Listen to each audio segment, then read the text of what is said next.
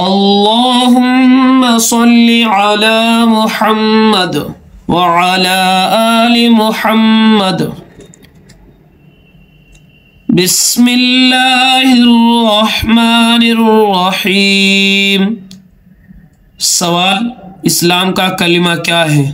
جواب: اسلام کا کلمہ یہ ہے: اول کلمہ طیب، طیب معنی پاک، لا الہ الا اللہ محمد رسول اللہ صلی اللہ علیہ وسلم۔ ترجمہ: اللہ کے سوا کوئی معبود نہیں، محمد صلی اللہ علیہ وسلم اللہ کے رسول ہے۔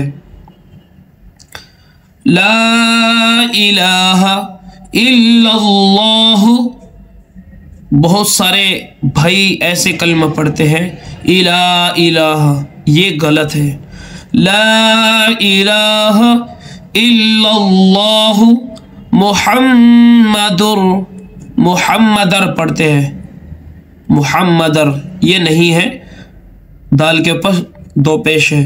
محمد رسول اللہ، ہمارے بھائی یہ بھی پڑھتے ہیں رسول اللہ، لیکن کیا ہے؟ محمد رسول اللہ صلی اللہ علیہ وسلم۔ اللہ کے سوا کوئی معبود نہیں، محمد صلی اللہ علیہ وسلم اللہ کے رسول ہے۔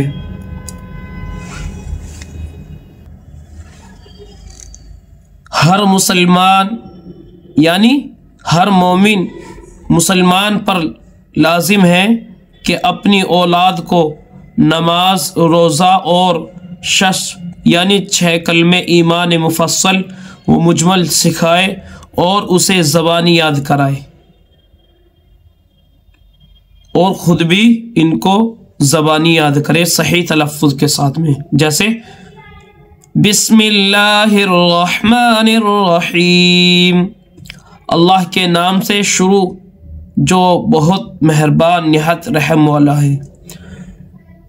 پہلا کلمہ طیب، لا الہ الا اللہ محمد رسول اللہ۔